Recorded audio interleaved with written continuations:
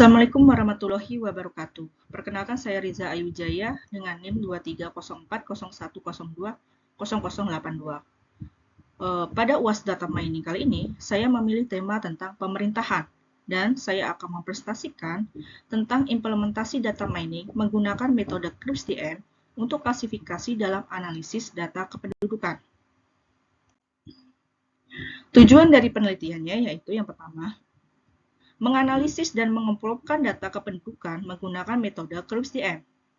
Kedua, menggunakan teknik klasifikasi untuk memprediksi status ekonomi penduduk berdasarkan variabel usia, pekerjaan, pendidikan, dan jumlah anggota keluarga. Ketiga, mengimplementasikan algoritma Dickinson Tree untuk membangun model klasifikasi yang dapat membantu dalam pengambilan keputusan.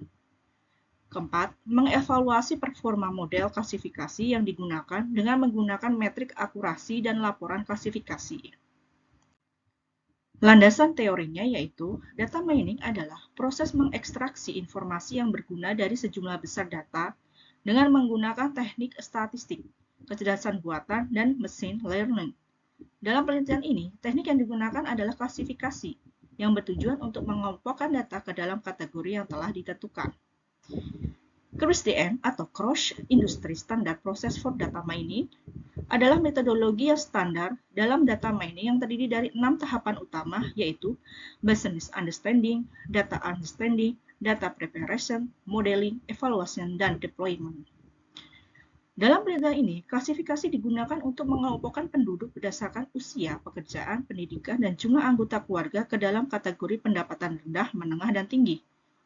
Dickinson Tree adalah salah satu algoritma klasifikasi yang menggunakan struktur pohon untuk membuat keputusan berdasarkan serangkaian aturan.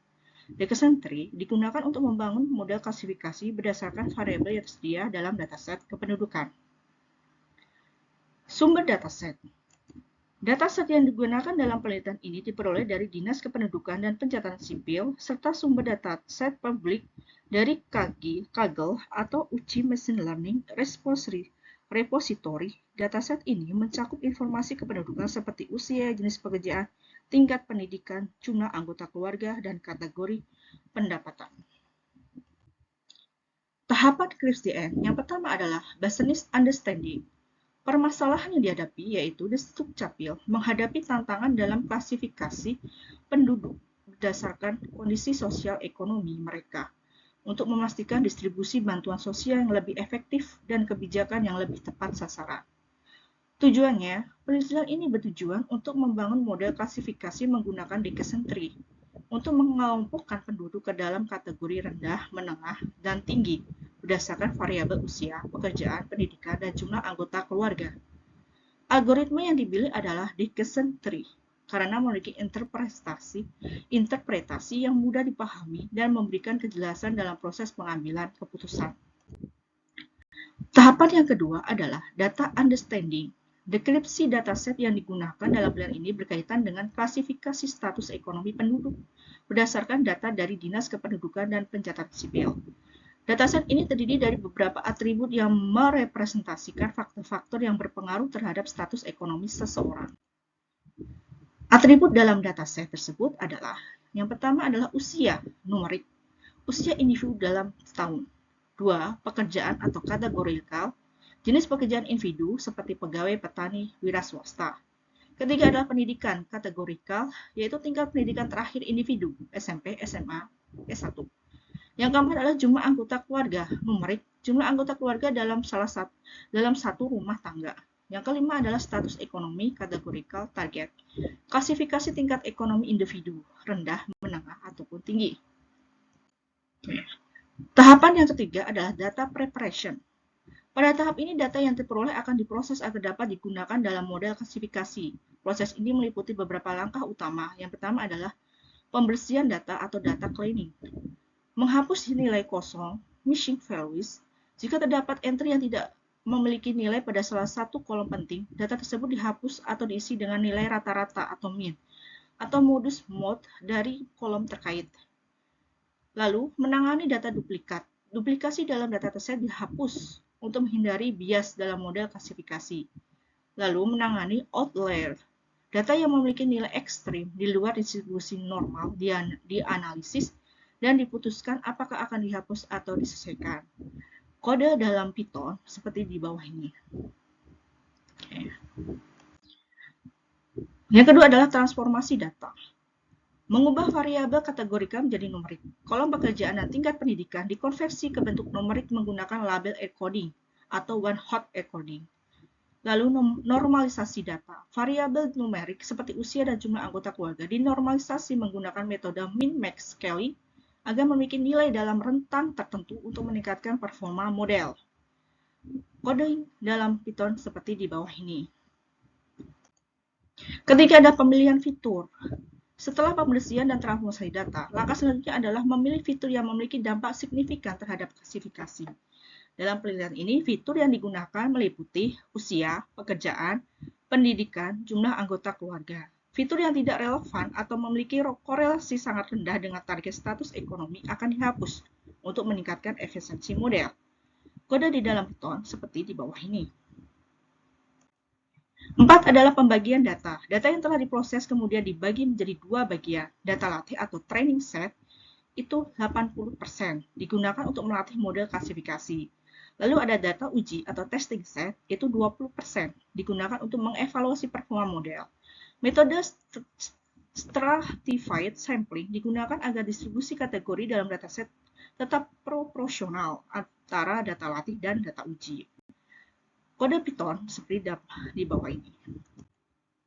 Kelima adalah tampilan dataset setelah pre-processing. Berikut adalah contoh tampilan dataset setelah dilakukan pre-processing. Okay. Tahapan yang keempat adalah modeling. Yang pertama adalah pemilihan model.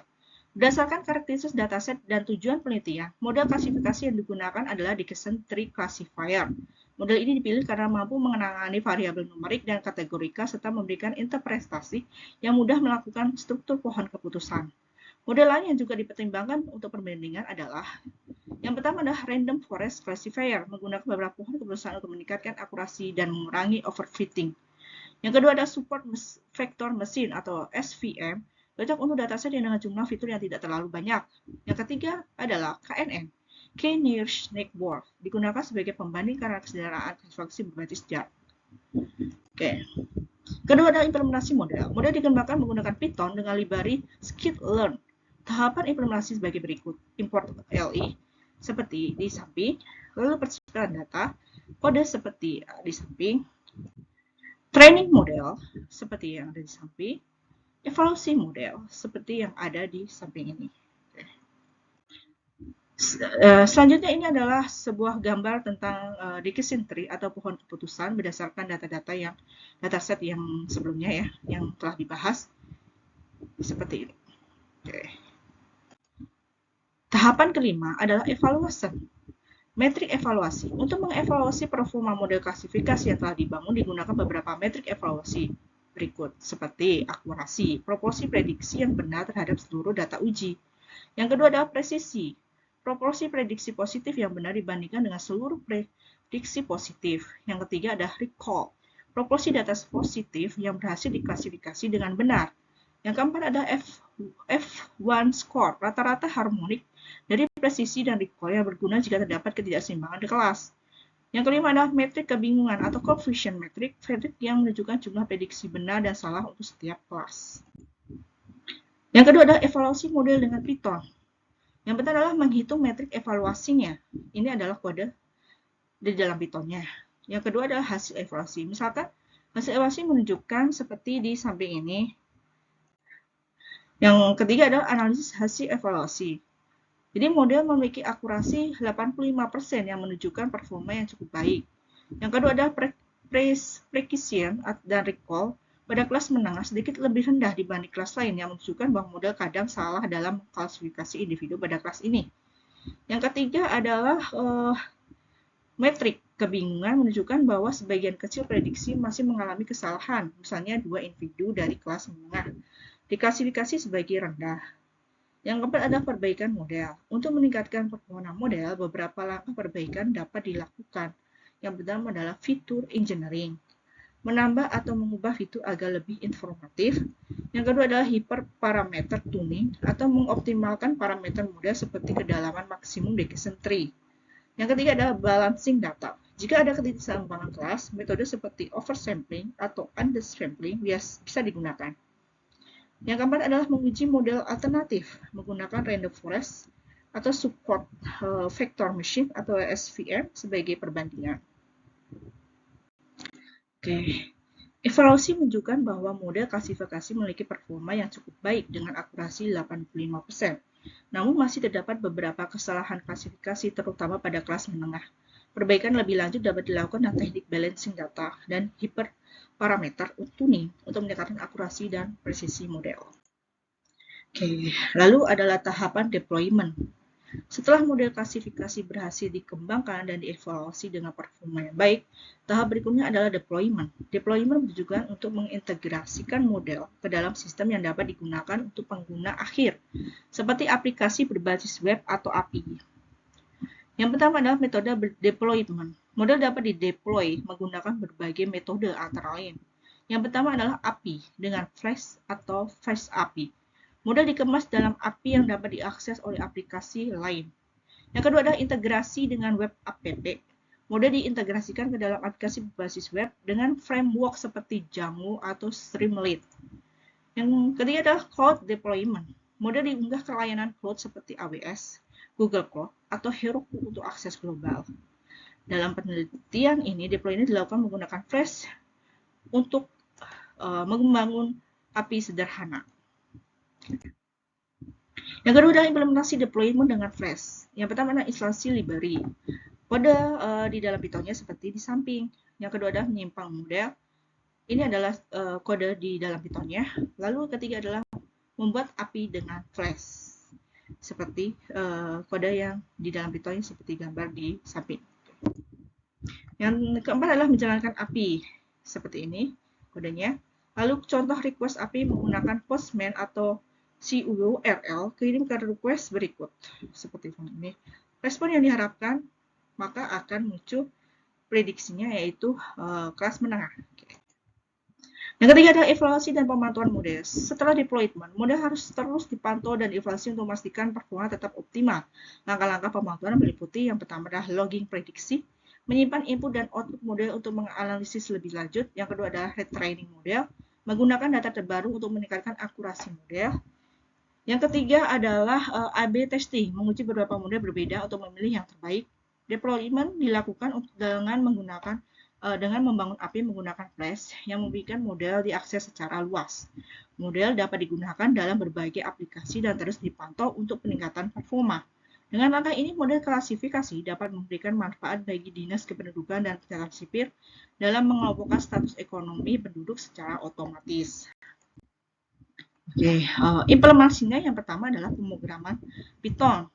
Instalasi kita lebih dahulu adalah menginstalasi library seperti gambar ini, lalu kita import library-nya sebenarnya, lalu kita masukkan itu datasetnya.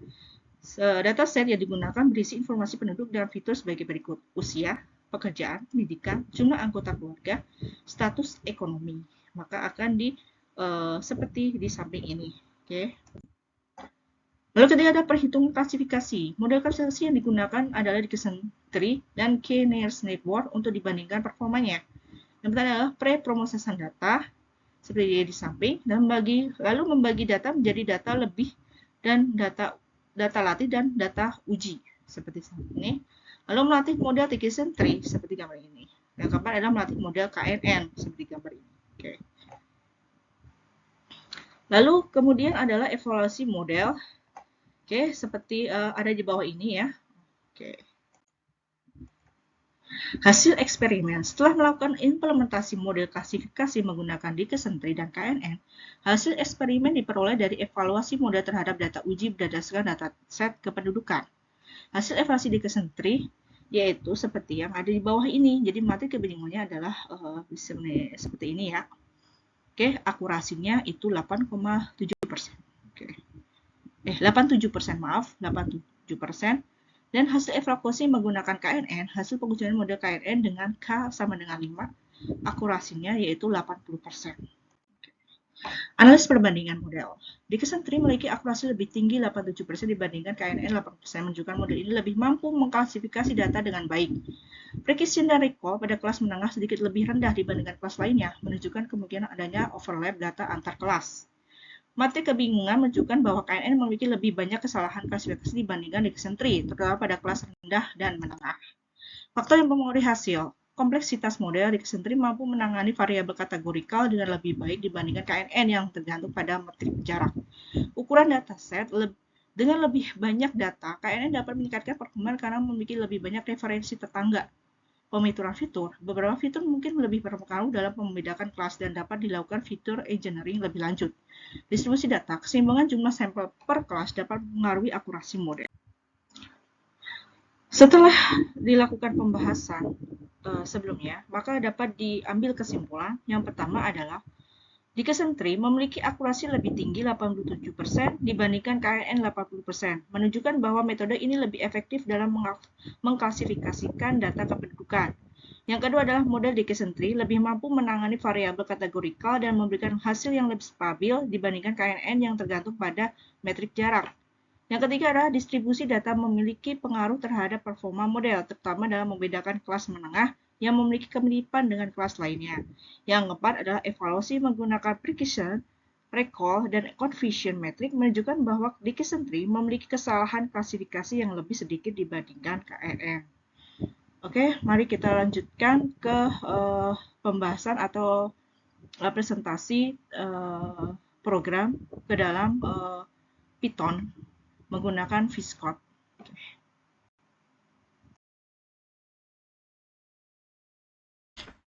Oke, selanjutnya kita akan mencoba untuk membuat program di dalam Python ya. Yang pertama yaitu kita buka dulu Visual Studio Code-nya. Saya sudah membuat sebelumnya, jadi kita tinggal membuka filenya. Oke,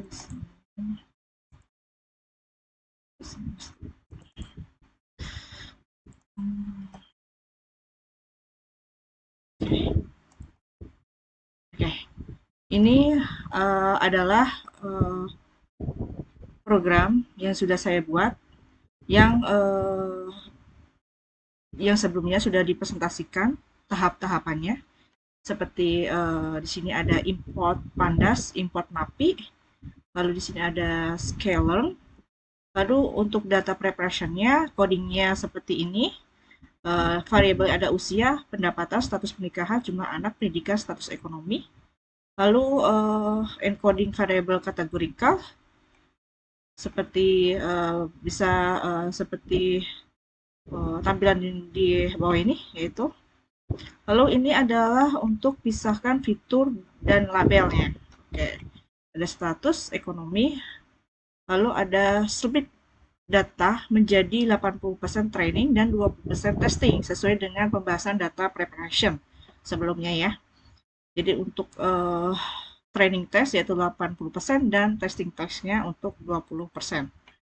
Oke, lalu model training dan evaluation yaitu menggunakan Dickerson Tree. Seperti ini, evaluasi Dickerson Tree. Nah, ini akan Dickerson Tree result yaitu akurasi, laporan klasifikasi, metrik kebingungan. Lalu ini adalah metode menggunakan KNN yaitu K-nearest neighbor dengan K sama dengan 5 ya. Lalu evaluasi KNN-nya seperti ini.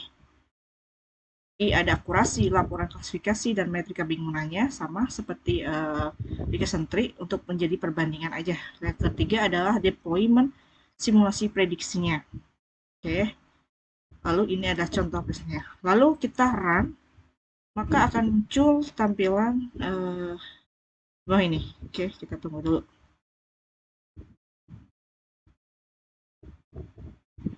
Nah, berhasil ya. Jadi ini adalah ketika kita run, maka akan muncul seperti hasil di bawah ini ya. Ada menengah, ada rendah, terus ini angka-angkanya seperti metrik kebingungan. Untuk KNN result-nya, yaitu akurasinya sekian. Nah, metrik kebingungan ini. Nah, lalu ini adalah prediksinya yaitu tinggi ya, sesuai dengan data-data yang muncul setelah di-run. Oke.